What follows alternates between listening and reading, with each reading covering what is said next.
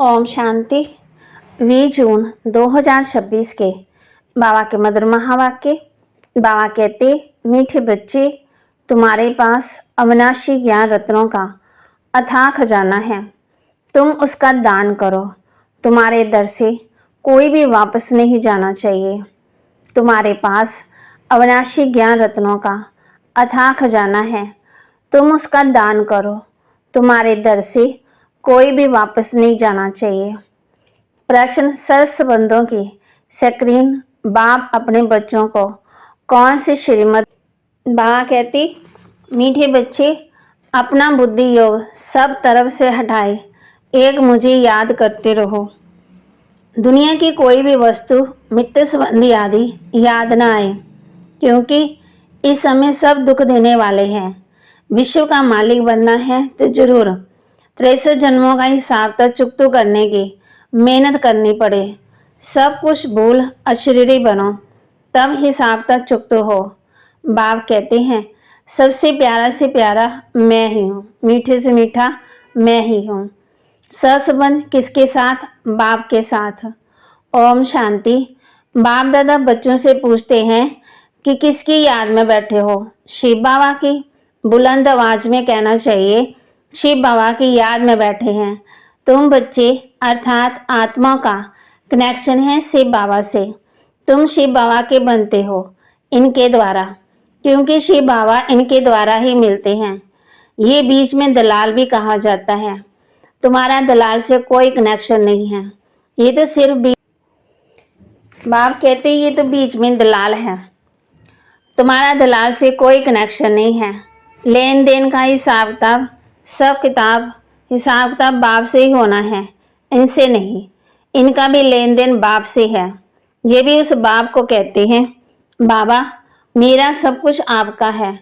तुम्हें भी एक तो निश्चय ये है कि हम आत्मा हैं, और दूसरा ये भी निश्चय है कि हम आत्माएं अभी परम पिता परमात्मा से वर्षा ले रहे हैं। मनसा वाचा कर्मणा, तन मन धन से हम शिव बाबा के मददगार बनते हैं। ये सब कुछ शिव बाबा को अर्पण किया हुआ है। फिर शिव बाबा डायरेक्शन देते हैं, ऐसे ऐसे ये करो। इनको कहा जाता है श्रीमत। बाप हम बच्चों को श्रीमत देते हैं। बाप खुद कहते हैं, मैं इस पुराने तन में प्रवेश करता हूँ। ये भी पति से पावन बन रहे हैं। ये किसने कहा? शिव बाबा ने। ये भी पावन बन रहे हैं। इनका भी मेरे साथ हिसाब किताब है। इनके साथ कोई का हिसाब किताब नहीं।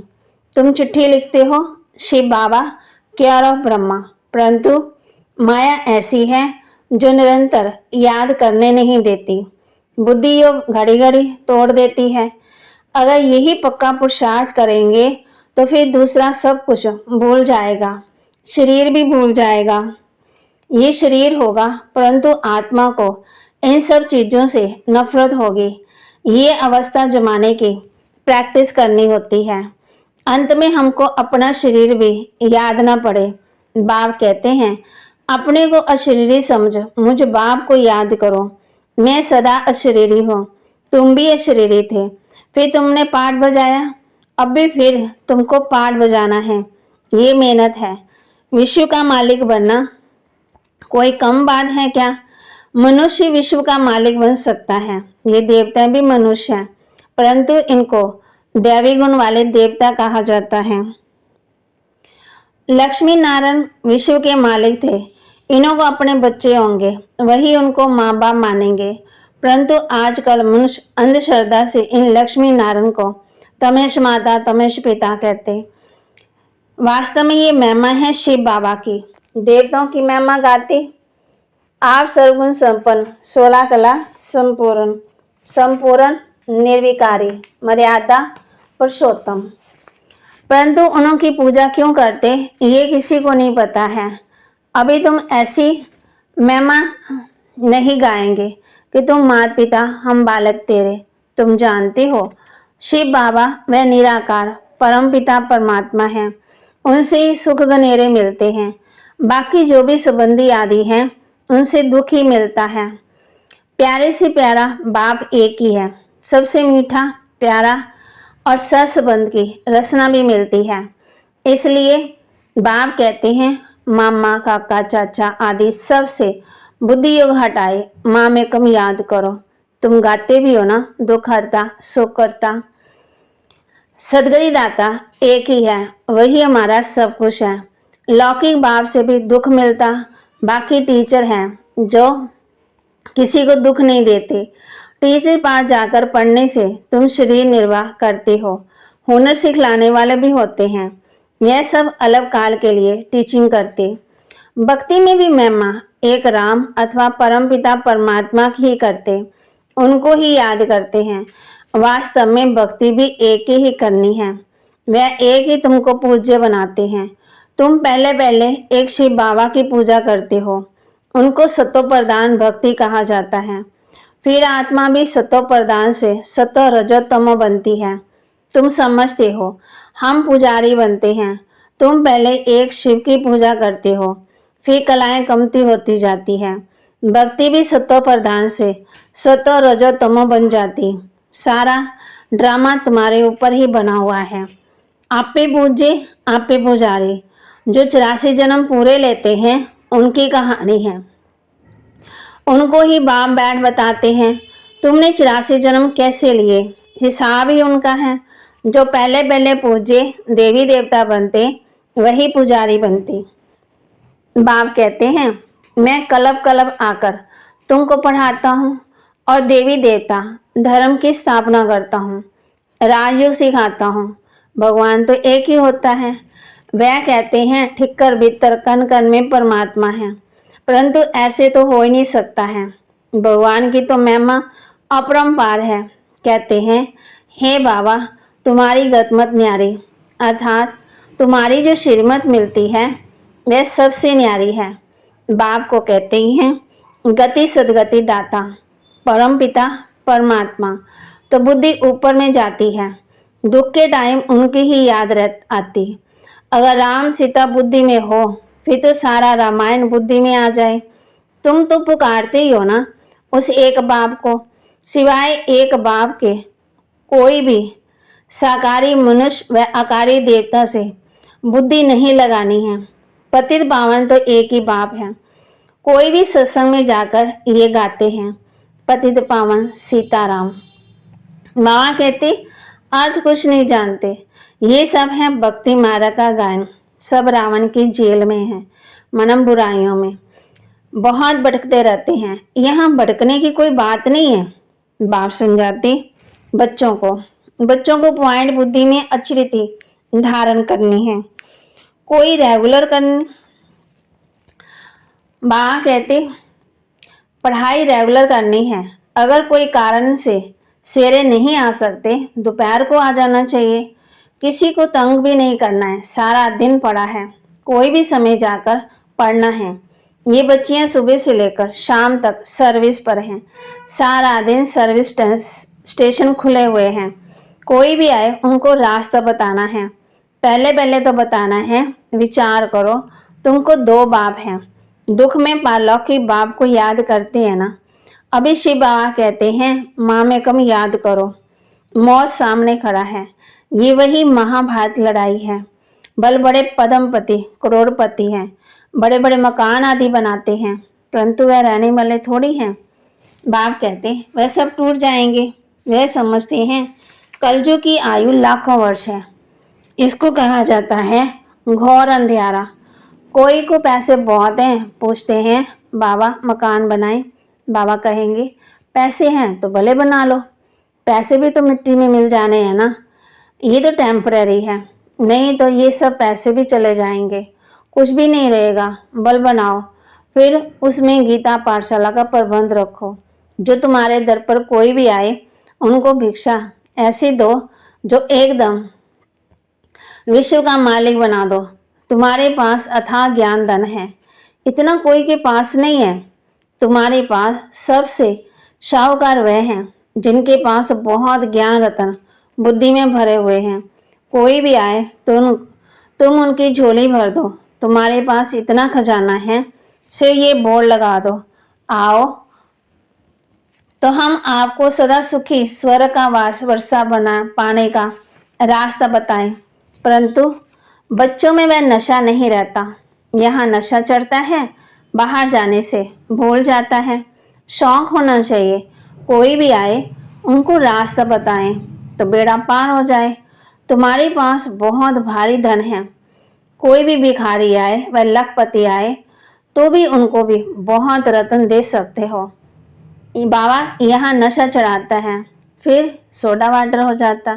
बाबा तुम्हारी अविनाशी ज्ञान रत्नों से झोली भर देते हैं, परंतु नंबरवार है, किसकी तकदीर में है तो पूरी रीति धारण कर लेते हैं। बाबा कहते हैं कोशिश कर तुम निरंतर याद में रहो। ऐसे नहीं कि सेंटर में जाकर एक जगह बैठना है, नहीं, चलते फिरते जो भी समय मिले बाप को याद करते रहना है।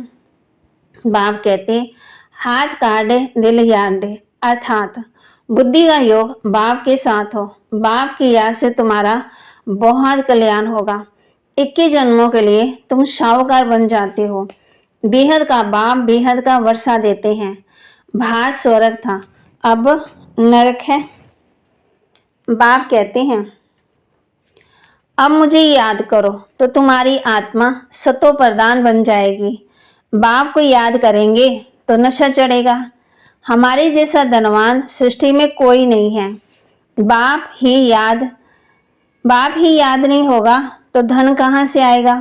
स्वर्ग में तो तुम बच्चों को अपार सुख मिलता है। शास्त्रों में तो कितनी दंत कथाएं लिख दी हैं, गाते भी है ना, राम राजा राम प्रजा धर्म का उपकार। फिर भी कहते हैं राम की सीता चुराई गई, बंदरों की सेना ले।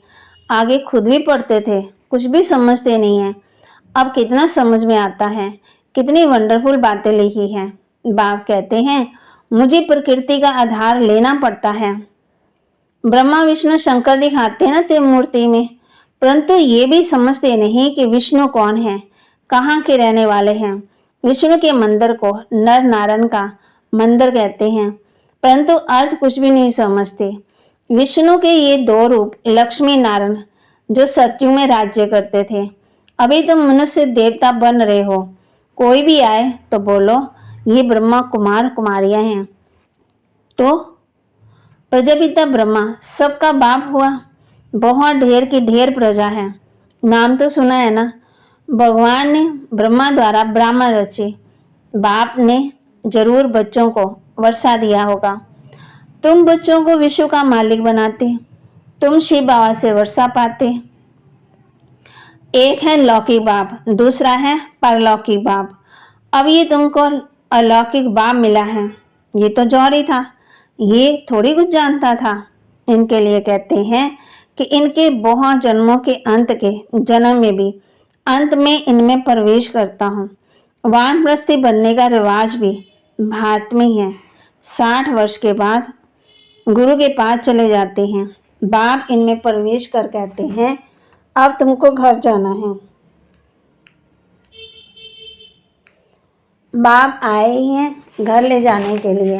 बाबा हम बच्चों को घर की स्मृति दिलाते हैं कि हमारा घर बहुत शांत, स्वीट, बहुत सुंदर।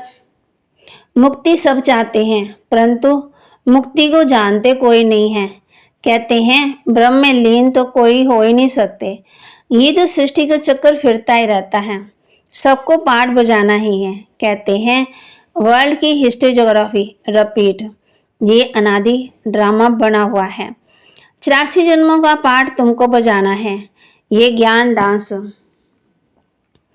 होती है, वो लोग फिर डमरू दिखाते हैं। अब सूक्ष्म वतनवासी डमरू शंकर डमरू कैसे बजाएंगे।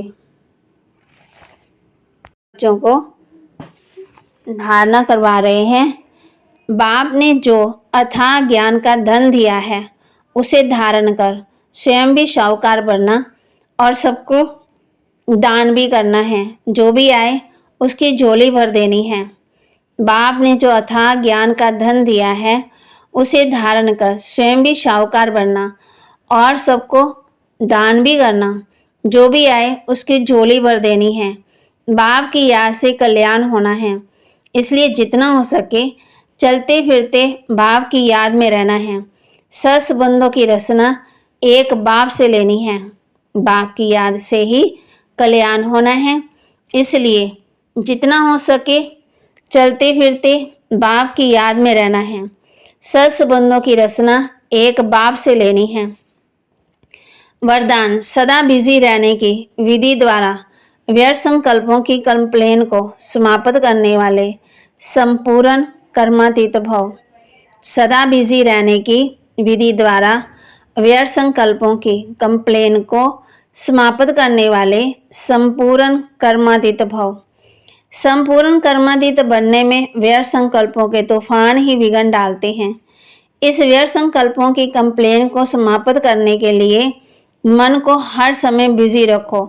समय की बुकिंग करने का तरीका सीखो। सारे दिन में मन को कहाँ कहाँ बिजी रखना है, ये प्रोग्राम बनाओ। रोज अपने मन को 4 बातों में बिजी कर दो। मिलन, रूहान, वर्णन, सर्विस, मगन और लगन। इससे समय सफल हो जाएगा और व्यर्थ की कंप्लेन खत्म हो जाएगी। स्लोगन, सफलता को परमात्म बर्थ राइट समझने वाले ही सदा प्रसन्नचित रह सकते हैं। सफलता को परमात्म बर्थ राइट समझने वाले ही सदा प्रसन्नचित रह सकते हैं। अव्यक्त इशारे, सदा हर्षित रहने के लिए अपनी नेचर को सरल बनाओ, सहनशील बनो। सफलता लाने के लिए सिर्फ एक बात ध्यान पर जरूर रखनी है, अपनी स्थिति स्तुति के आधार पर ना हो। भी किसी ने महिमा कर दी तो बड़ी अच्छी स्थिति, अगर नहीं की तो स्थिति खराब। कई बच्चे कर्तव्य के फल की इच्छा ज़्यादा रखते हैं, इसलिए जब स्तुति होती तो स्थिति में हलचल आ जाती, निंदा होती तो निर्धन के बन जाते, अपनी स्टेज को छोड़ धनी को भी भूल जाते। इसलिए स्तुति के आधार पर स्थिति नहीं रखना। ये महिमा कर दी तो बहुत अच्छी है, महिमा नहीं की तो उदास हो गए। तो बाबा के महावाक्य को लाइक करें, शेयर करें, सब्सक्राइब करें और अपने जीवन में जरूर धारण करें। ओम शांति।